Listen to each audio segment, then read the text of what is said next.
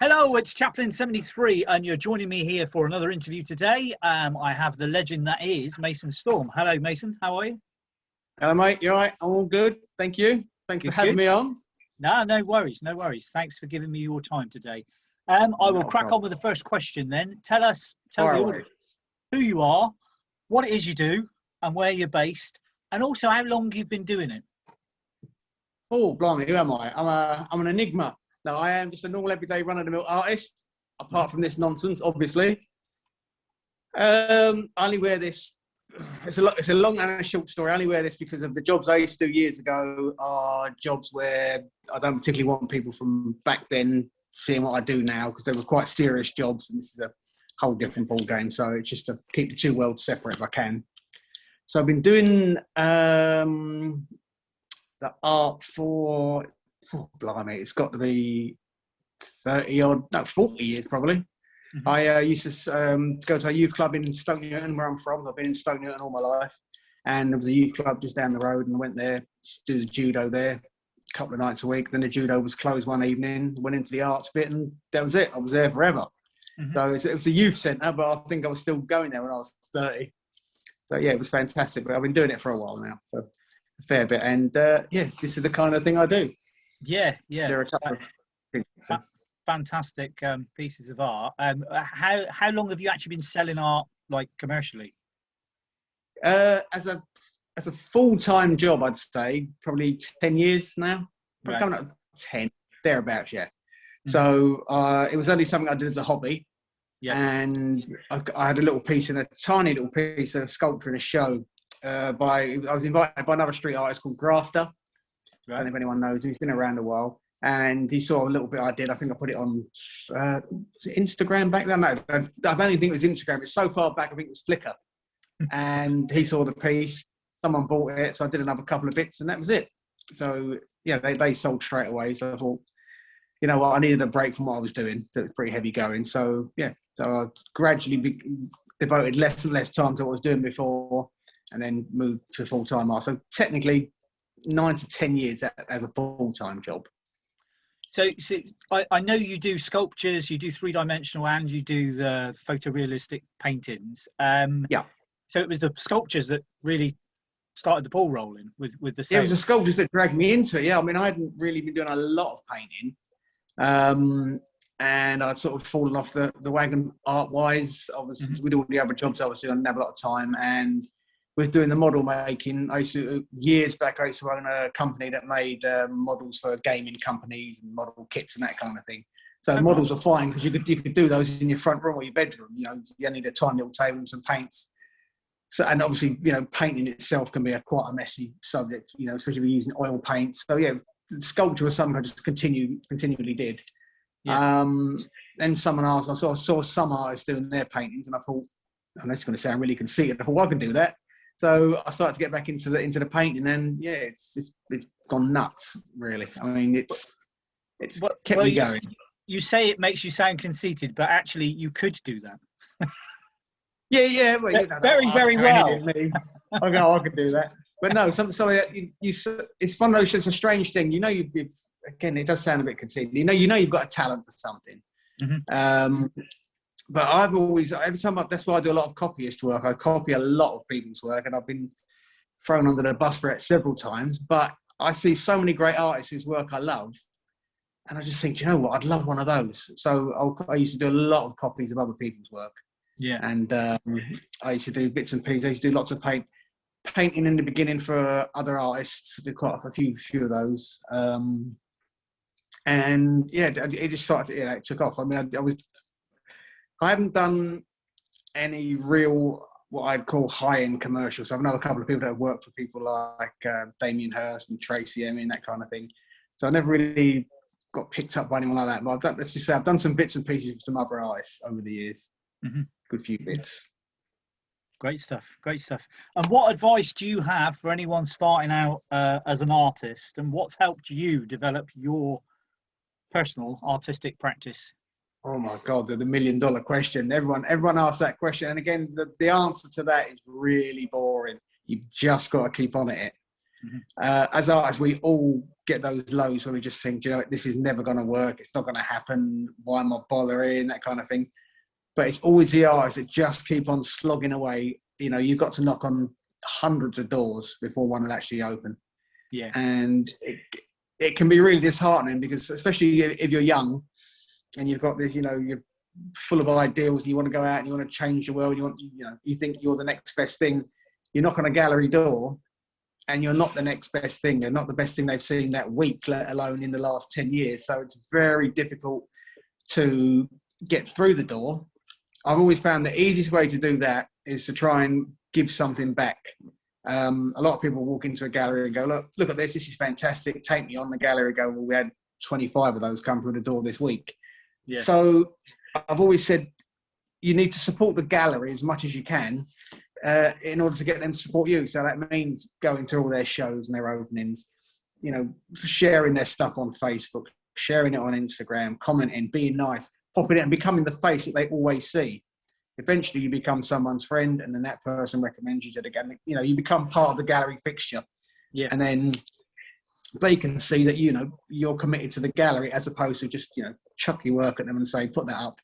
But, you know, they get it all day long. So they need a bit of commitment back. I know galleries get a lot of stick for taking 50% off people, but in my opinion, you know, being an artist can be difficult at times for all artists starting out or, you know, been going for 25, 30 years. But running a gallery is an expensive business. You know, the overheads are huge. They have to plumb money into the artists. They have to pay wages, promotion, printing costs, rent, you know, especially the big galleries in London, you know, the rent's just hideous. So, you know, you have to support the gallery as much as, and if you've got something, for example, that the gallery might need, you know, I don't know, your brother's a printer and the gallery wants some posters done. Well, I can get that done for you. And, you know, I won't charge you as much as anybody else would. And so you've got to get that. It's like a reciprocal agreement. The pair of you need to work together. Just bowling up and saying, buy my work, it's never going to work. So you have to just be out there all the time. And I was going, but the amount of openings I had to go to, and you just go there and you do the thing, you shake the hand, you smile. You know, I mean, I suppose it's a little bit easier for me because I've got all this on. You know, you're memorable, but anyone can do it. And the other thing is other artists. That's how I've got into the most galleries, and that's how I've got most artists that I know into other galleries. Is if you know someone that's in the gallery, they pass your name on, and then that's, you know, you halfway through the door. Then that's probably one of the best things. So keep plugging away at what you're doing, but also, you know, you can't do this in isolation. It doesn't work. Well, apart from COVID, obviously we had no choice, but generally you have to just keep on going out there and knocking on the doors. I mean, I've had galleries. I had one gallery once, to remain nameless, in the West End. Most bizarre thing, I was taking a picture to get it photographed. Yeah. And I saw a gallery on the way, just popped in and look around. The guy said to me, "Oh, that's really nice. I love that." "Well, thank you very much." He said, "Come back next week. I want to have a chat with you." "Fantastic, I'll do that." So I went back the next week, said I've got an appointment with Mr. X. And the lady went, "Okay, fine." He walked in, he went to me, "Hello." I went, "Right." And he walked into the back room. So I thought, all right, I'll be out in a minute for our meeting. 2 minutes later, he walked out, waved at me again, walked out the door. So I'm waiting. I said to the receptionist, "Is he coming back?" She went, "Oh no, he's gone for the day." You know, and you know what you want to do is you want to go in the next day and strangle him. But you know, that's the kind of thing that I've done a few mad moments, but that kind of thing, it's just, you have to just bite your lip and say, you know, it is what it is. People are people, and you know, that's the industry we're in. Yeah, I think one of the things I've noticed from doing these interviews and talking to artists is that most artists say, you know, when I ask this question, it's all about collaboration and community. And, you know, absolutely, that's exactly what you're saying, you know, collaborating with other people, bouncing ideas off other people, and forming a community where you all look out for each other, which is, you know. I mean, one of my biggest buzzes is if I can get another artist into a gallery. Mm-hmm. I love doing that. If I can do that for anyone, I'll do it. And every time someone comes to me and says, "Look, I've got this," or I might not be able to get them into a gallery, and say, "Okay, try this gallery because they're quite good, and they you know, the kind of thing they're doing, it suits what you're doing." Yeah. You get some people come and say, you know, and you've got to be honest sometimes. They go, what do you think to this? And you go, "Well, it's all right, but it's not going to get you into that gallery because their standards are here and you're a bit here at the moment, but, you know, keep working at it." But that's one of my favourite things, to be able to get someone else and push them on. I mean, Yeah. I've had lots of people give me lots of help over the years, and I've been very fortunate with the people that I've been associated with. So I've been very lucky, and I think it doesn't hurt to pass it on. And I think that's probably one of the things a lot of artists have a problem with. You know, everyone talks about, you know, the ego, and, you know, mine's huge. But, you know, you don't diminish yourself by helping somebody else. And unfortunately, a lot of artists believe, you know, a lot of artists will quite happily go onto your Facebook page and go, well done, mate, that's great. And then they'll private message someone, did you see that crap he just did? You know, or, and it's that kind of like nitpicking at each other that kills it all. But, you know, I say, you won't diminish yourself by, you know, pushing somebody else up. And that's, you know, that's what I try to do anyway. And I know lots of people, and lots of people, you know, that we know mutually will do that, which is, you know, it's a great thing. Yeah, definitely. So who or what has influenced your art? Oh my goodness. I mean, influence as in to pursue the arts. The guy that used to run the youth centre where I went to, Alan John, his name is, or Alan Claydon. Alan John was the name he painted under, sadly no longer with us. But he was an absolute inspiration for everyone around him. And it wasn't a case of he pushed you to do something. He'd see you doing something, you think that's great. At one point, he got me and my friend to audition for a dance troupe at Sadler's Wells, and we'd never danced in our lives. So for a giggle, we did it, and we got in ahead of quite a lot of other professional dancers. We got in because we were just idiots. But that's the kind of thing he'd do. And he wasn't a young man, but his outlook was so young, and he always push you to do the right thing. And he'd tell you, if you took it, I remember once we had an exhibition at the little youth centre, and I remember I was off on holiday and I hadn't had time to finish the piece, and it was a sculpture with a head on the top. And I took it in and I went, there you go, I've got to run. And he just looked at it and went, what is that? So that's my piece for the show. You, is it really? He just went that, snap the head off. He said, take the other crap bit from the bottom, take that back home with you. We're just going to show this. He was fabulous. So yeah, he was a huge inspiration. And I think the main thing was with Alan is that he would just say to you, just go and do it. Just, you know, do what, you know, I'm not great at actually physically sculpting with clay. But that wasn't the point. Go and do it. You want to do photography? Okay, go and do it. You've never done enameling before? Well, we're having a class in a couple of weeks. Come and do it. So it was that kind of creativity, and coming from him as a great painter himself, and his family are all in the arts. His son's a well-known contemporary dancer. His daughter is from the Royal Academy, and his other daughter is a fabulous potter. So, you know, that was the influence and the drive to keep on doing art. But with regard to other things that inspire me, I mean, everything around me, you know, it's cliche, but I can take inspiration from lots of different things. On my Facebook page, you'll probably see the thing, random photographs. I just think things that catch my eye in the street, I'll photograph them.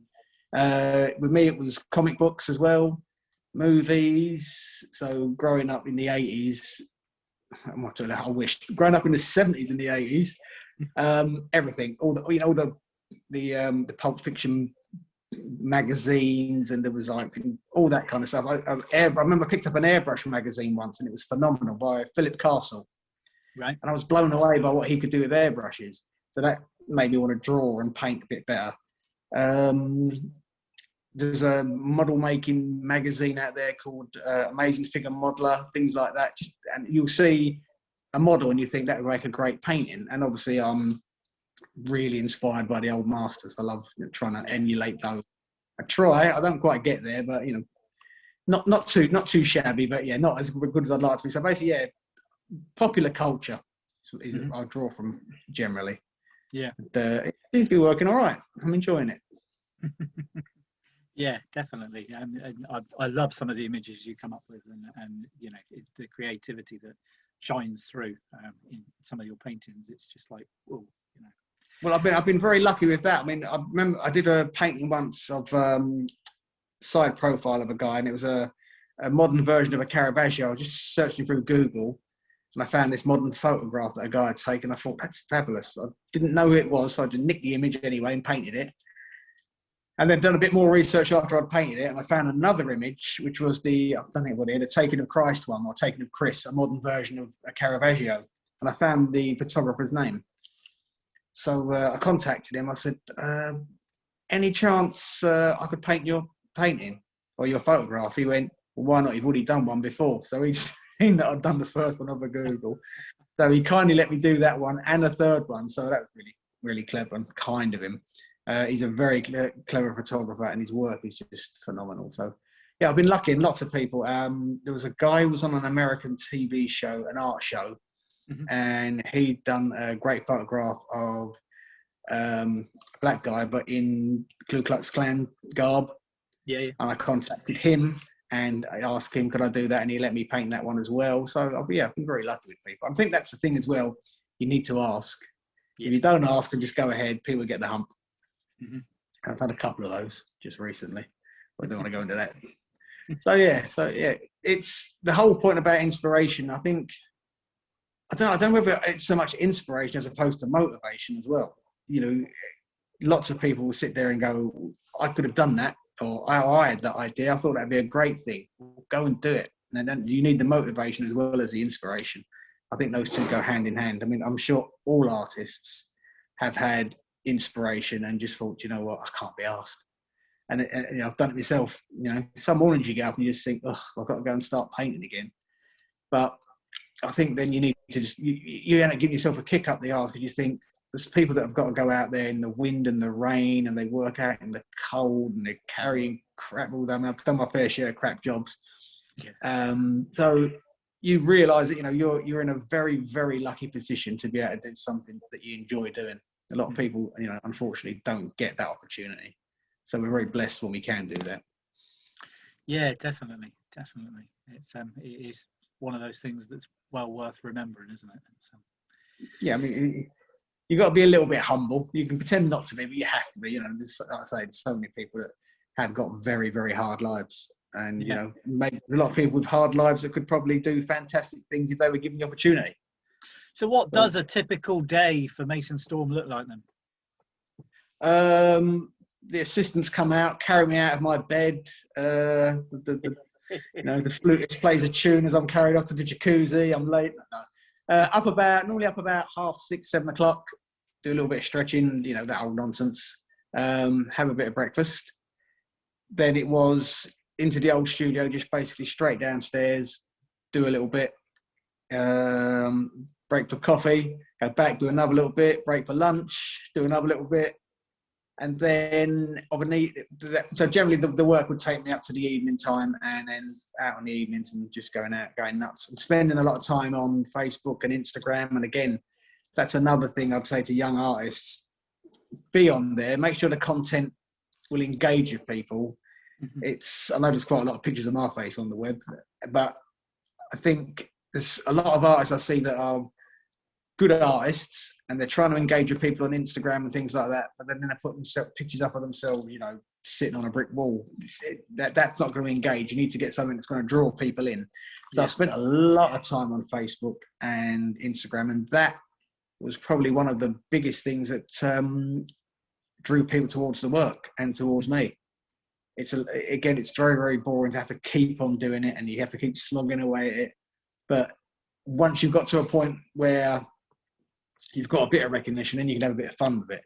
So I think, you know, so young people need to understand that as well, because they know it more so than people of my generation about social media and how they had to interact with, you know, potential clients, that kind of thing.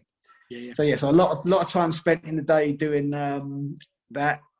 Then probably off to the gym in late evening or early evening, off maybe see mates, that kind of thing, just do a bit of socialising, out to shows, that kind of thing. So, I mean, a general day is up early-ish, bit of work through the day, and then a bit of socialising in the evening.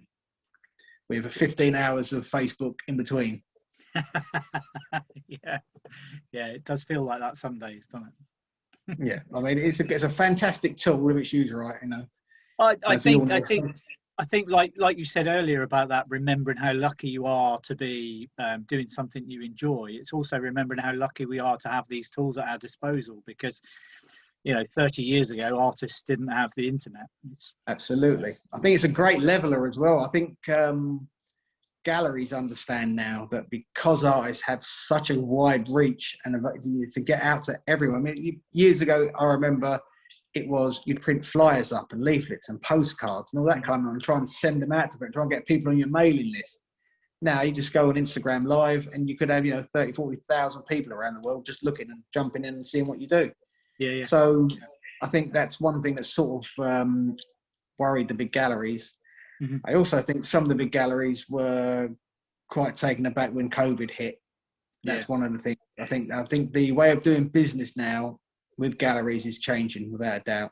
Mm-hmm. I think the white walls and the street level shop fronts, I think that's slowly going to become a thing of the past. Yeah.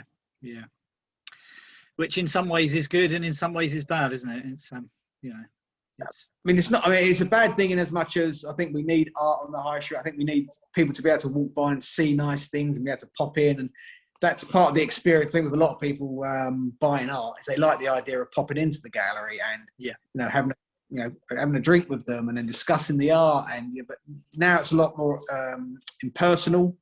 I feel like over the web, I can sell bits and pieces all day long. Sometimes people have bought paintings off me and contacted me 2 or 3 years later, and I have no idea who they are. Completely forgotten they bought a painting off me. Yeah. And that's the horrible part about it. But I think the way of doing business now is definitely changing. And if you don't keep a pace with it, you'll get left behind. Yeah, very true. So the question I always love asking people is, if you could spend 24 hours with an artist, living or dead, you've got a time machine now at your disposal, who would you like to spend it with, and what would you do? It'd have to be myself and take myself out for a beer. No, who would it be? It'd probably be Caravaggio. I should have expected that, mate. You knew that was coming, obviously, didn't you? You didn't even need to think that one through. Caravaggio, I think. Caravaggio. Without a shadow. Yeah, he was a bit of a hellraiser. He loved his art. He loved the drink, loved the fight, loved to roll around. He was a bit of a hedonist. So, I'd like to just try and get inside his mindset. Did he? It was funny. It was like a journeyman. He'd end up somewhere, and he'd need somewhere to hide from the authorities. So a monastery might take him in. So it's all right. You take me in, I'll paint this for you. Yeah. And he'd do a painting, and they'd have his lovely painting, and then when it's time, he'd bugger off and he'd go off somewhere else, and he'd get into another scrape and he'd stay with this fella, and then he'd paint for him for 2 years or whatever and do the bits and bobs. So yeah, he was a bit of a journeyman with his art. I want to know whether or not he loved his art, or his art was nothing but a tool just to keep him in drink and whatever else he got up to. Yeah, which is not a bad thing to do. Well, we all do what we do to do what we do, don't we? Exactly, 100%. And the final question: what's in store for the future? Have you got any projects that you're currently working on that you'd like to talk about, or anything that's coming up? World domination. Let's think. Yep, there's a few Apart bits from coming world up. Domination. Well, that's a standard, isn't it? Let's have a thinky. I keep saying I should have learned to do that at Barstool, not to say So we've got, at the end of May, beginning of June, there's a exhibition which is going to be online, because I'm still not sure what's happening with the COVID stuff. So we're going to keep it online, and that way we can get it out to more people, which would be quite cool. So that's, I can't say too much. That's about 30 paintings around a theme. So yeah, that I think that one will ruffle a few feathers. That'll get me a few lines of abuse on the forums. So that's around the thing. So there's going to be 30 of those, and we're going to do, I think, 2 of them as prints, are the 2 favourite ones we pick. We're going to do some cheap posters for everyone, so everyone can get hold of one. Right. I think they'll probably be for a tenner. So all the money from that will be going to a charity, which is cool. So that's that one. We've got the other side of the Monkey Parliament. That's coming out, I think, around October, November, something like that. Then hopefully, if I've got time, the book should hopefully be out by the end, by Christmas, in stores for Christmas. So is this a coffee table book, is it? It's going to be like Madonna. It's going to be me basically naked all over the city. So we'll sell 2 copies of that. No, yeah, it's basically it's going to be like a coffee table book with all the paintings and bits and bobs. And hopefully, what we might do, again, because I like the support I've had over the years, we're probably going to do half a dozen pages in there of faces from everyone off of Facebook that's helped me out, and that kind of thing, which would be quite cool. I don't even remember that Madness did an album years ago. I think it was their first one, One Step Beyond. And when you pull out the sleeve, there was loads of like little tiny pictures of all their fans on it. So we'll do something like that. A lot of the bands used to do that, didn't they?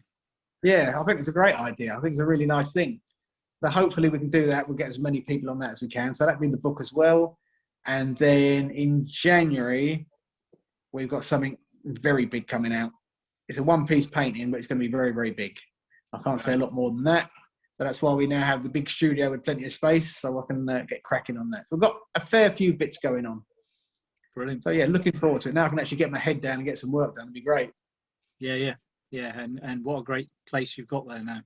It's lovely. I really like it. I'm spending a lot of time. I've got my massage chair here. I haven't plugged it in yet for obvious reasons. But, yeah, it's good. So I'm very positive about this place. I'm hoping to open it up to people to pop in and have a cup of tea and, make it a bit of a social place. Because like you say, there are a lot of artists out there. A lot of them are struggling. A lot of them, I know quite a few artists that have had mental health issues, especially with the COVID thing. Mm-hmm. So it'd be nice to have I don't want to say a safe space because it's always a safe space where I am. But it'd be nice where people can just drop in, have a cup and, just shoot the breeze about the nonsense. Because every time you put 2 artists in a room together, that's, they do moan an awful lot. That's all we do. We sit down and moan and bitch and grow. Actually, I'm probably the worst one. I'm talking about everyone should get together. I moan about everyone I do. I'm joking. I don't know whether you know, I work as a mental health lead for a charity down here in Cornwall. So, okay. I didn't know that. I completely get where you're coming from with the effects of COVID and lockdown and stuff on people's mental health. It's definitely having. I can imagine you've seen some horrific things. I think I've heard lots of things, and lots of people that you believe are, people you got. I mean, a lot of people that you think are, they're very level-headed and they're very steady. Mm-hmm. Then out of the blue, you find out, that they've been really suffering. Yeah, I mean, it's something I teach, which is resilience training, which, your levels of resilience change depending on the circumstances that you're put in. And, sure. And this has been a shock to a lot of people, and people who are normally resilient have found that they're not quite so resilient as they thought they were. So, it's been a struggle for some. Some people have flourished, some people have really enjoyed the lockdown and not having to talk to people. but fantastic. Other people have struggled really quite a lot. So yeah, absolutely, and I think that's one of the benefits of art. I mean, I know a lot of people have taken up art during the lockdown, mm-hmm. which is fantastic. And I know but then again, I know quite a lot of artists that have just dropped off, so I can't be bothered. And I think it's that fine balance. So I think if we can create a space, it's not going to be a youth club, but if I can create a space where like-minded people can come in, just have a chat. Have a paint together or whatever, just something, just to ensure that, people that are suffering have got a clue that, someone is out there. It doesn't hurt, anything. I mean, a Facebook message is helpful to people. I've messaged people over the lockdown quite a lot. Just how you doing, even people that I wouldn't normally talk to, I don't normally talk to. Just a quick message, even if it's like one of those, just to let someone know that there is someone else out there that actually thinks, I was worth, a memory or a thought of. And I think that's part of what we all need to do. It's just to, give a little back if we can. Yeah, definitely. I think you're freezing slightly on the link here. So hopefully you'll come back in a few seconds, but it's been great talking to you, Mason. It's been great listening to what you've been up to, and look forward to seeing what you're up to in the next few months and over the next year or so. Hopefully you'll be rejoining again in 2 seconds. Are you back? Your microphone's on mute, mate. The technology. You're going to have to get one of those. What you have to get the photo editing stuff out now. Yeah. Oh, no. I feel like one of those news readers. It's fine. I'm sure where to look. I filled in okay. It's fine. No one will notice. Right. It's been an absolute pleasure, mate. And I've loved. When I first came across your work, I just wanted to tell you this. When I first came across your work, I thought you were a photographer. So, you know. Thank you. It's very. You know, a lot of people do that, and they turn up and say, first 3 or 4 paintings. You say X amount, and they go, "I'm not paying that for a bloody photograph." So it doesn't. Sometimes it doesn't help. Sometimes it does. Sometimes it doesn't. The first 3 or 4. Yeah, thank you. I appreciate it. I appreciate it. Yeah, the first 3 or 4 pictures I saw of your work, I honestly thought they were photographs. And it was only when I saw another one that you'd done, which was slightly in a more painterly style, I thought, oh, that's a painting. I thought this guy was a photographer. And I went back and looked and realised that you were a photorealist painter. So yeah, it's, I was blown away. Thank you. Yeah. Very kind. No worries. And thank you for spending the time today. I know you're on a really busy schedule now that you've had your work put back by a week by your studio being renovated and moved and stuff being done. So it's very much appreciated you spending the time this evening. It's been a pleasure. It's been a pleasure. Am I getting paid for this? Is this a paid gig? It is, isn't it? Brilliant. Are we off? Are we still on? Sorry. Are we still on? We're still on, Mason. And if you like what you've seen today and what you've heard today, please hit the subscribe button below. Ignore Mason.